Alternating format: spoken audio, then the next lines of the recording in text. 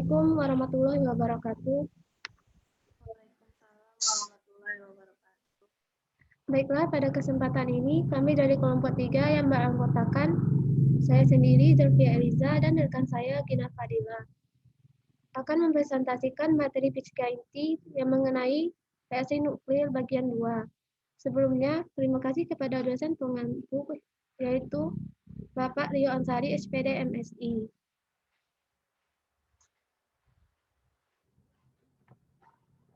Baiklah, untuk materi pertama akan saya bacakan sendiri, di mana pada bagian pendahuluan latar belakangnya yaitu kemajuan di fisika nuklir telah membawa manusia untuk selangkah lebih maju.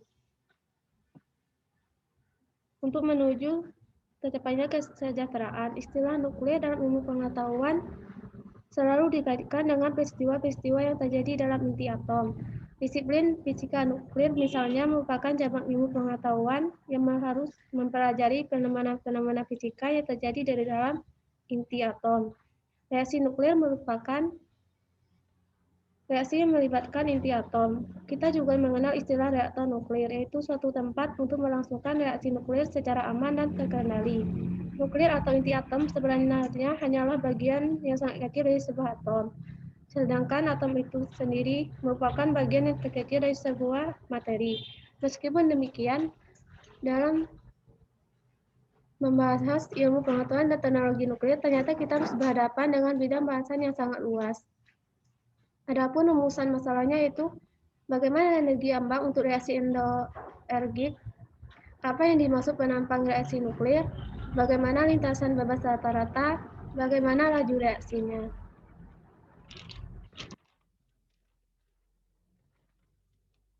Untuk bahasan yang pertama yaitu energi ambang untuk reaksi endoergik.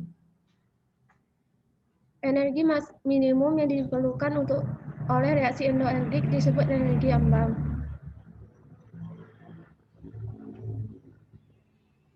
Sebuah partikel yang bergerak mendekati partikel mx yang diam dengan kecepatan v dalam skl, energi dalam skpm, di mana pada persamaan KI sama dengan setengah m rad v kuadrat, di mana m rad adalah mx dikali mx per dalam kurung mx ditambah mx tutup kurung.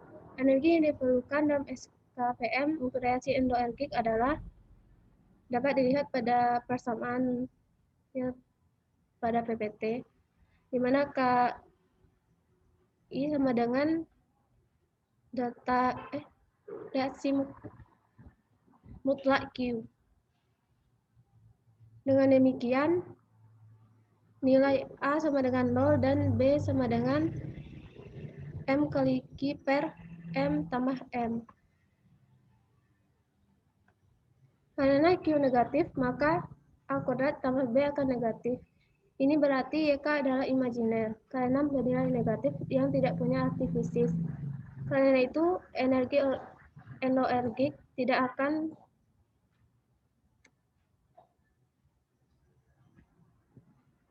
terjadi jika tidak cukup energi. Dengan meningkatkan energi kinetik Kx, reaksi akan terjadi pada suatu harga minimum dengan kondisi A kuadrat tambah B yaitu sama dengan 0, di mana Kx menjadi min Q dalam kurung M tambah M per M tambah M dikurang MX dikurang dalam kurung MX MY per MY tutup kurung sin kuadrat tutup kurung. Jika partikel hasil dari MX diamati pada sudut delta sama dengan 0, ini akan memberikan di mana Kx min menjadi min Q sama dikali dalam kurung MY ditambah MY per MY ditambah MY dikurang MX tutup kurung dengan menggunakan reaksi pada persamaan di samping, yaitu MX ditambah MX sama dengan MY ditambah MY ditambah Q per C kuadrat menjadi Kx min sama dengan min Q dalam kurung MX ditambah MX dikurang Q per C kuadrat per MX dikurang Q C kuadrat. Karena energi ekuivalen dari mx biasanya amat besar dibandingkan dengan Q, maka persamaannya dapat ditulis Kx min sama dengan min Q dalam kurung mx ditambah mx per mx tutup kurung sama dengan min Q dikali dalam kurung 1 ditambah mx per mx.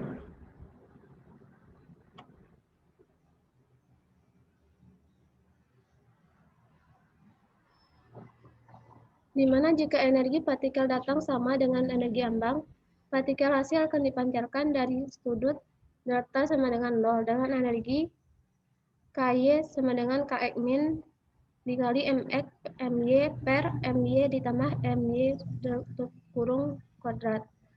Dalam sistem laboratorium, energi kinetik total timbul dari energi kinetik partikel yang datang sebelumnya.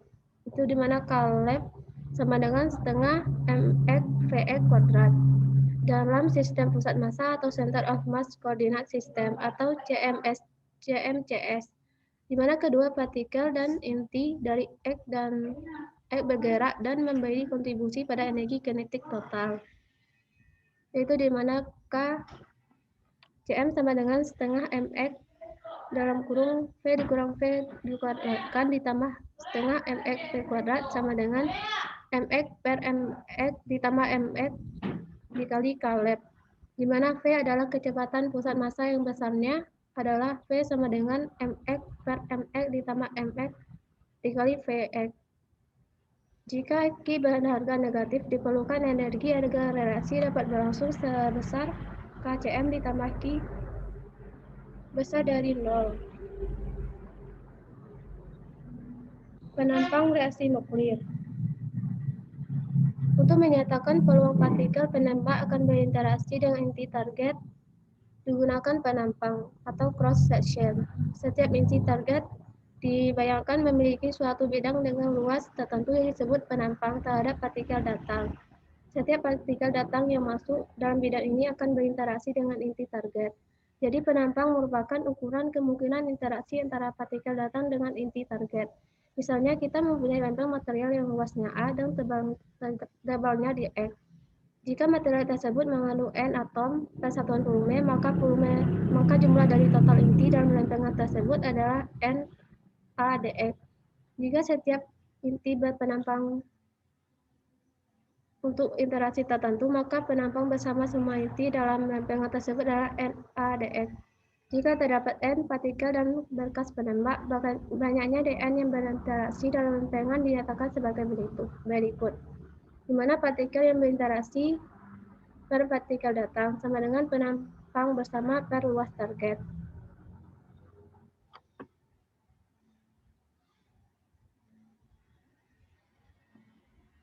Baiklah, untuk materi selanjutnya akan dibacakan oleh rekan saya. Kepada Gina dipersilakan. Baiklah, saya akan melanjutkan materi dari di atas. Karena Dn memiliki harga negatif, lebih banyak partikel datang dibandingkan partikel yang tidak berinteraksi, maka harus dimasukkan tanda minus pada persamaan 1. Sehingga didapatkan persamaan min Dn per N sama dengan N C dx. Hasil integral persamaan kedua itu didapatkan menjadi M sama dengan N0 E pangkat min NOx. Satuan untuk penampang adalah bar, di mana 1 bar sama dengan 1 B, sama dengan 10 pangkat min 28 meter kuadrat. Itu sama dengan 100 Fm kuadrat. Penampangan hampir semua reaksi nuklir tertentu pada energi partikel yang datang.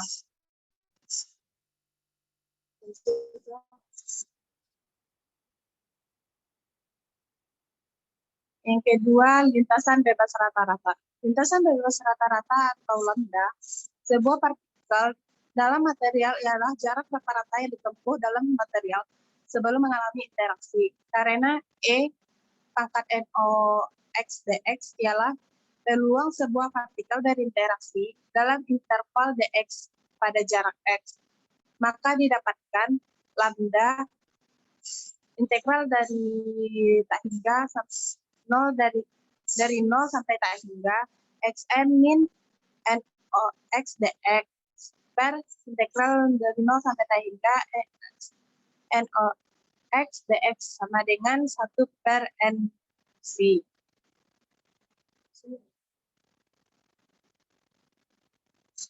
Laju reaksi. Jumlah reaksi nuklir yang berlangsung persatuan waktu disebut laju reaksi. Misalkan P adalah kecepatan partikel dalam sebuah berkas dengan kerapatan Q persatuan volum. Berkas ini dijatuhkan pada lempengan material dengan ketebalan E, luas penampang A, dan memiliki atom persatuan volum. Jika material memiliki penampang C, maka laju reaksi akan reaction rate atau RR. Didapat persamaan RR sama dengan Qp dikali NCT dikali dengan A. Flux didefinisikan sebagai jumlah partikel yang melewati suatu satuan luasan dalam satu satuan waktu. Dalam kasus ini, flux sama dengan Qp. Jika TA sama dengan volume dari material, dengan demikian didapatkan rumus R sama dengan flux Cn. Perkalian N dengan C disebut dengan penampangan makroskopik. Dinyatakan dalam sigma, maka RR sama dengan flux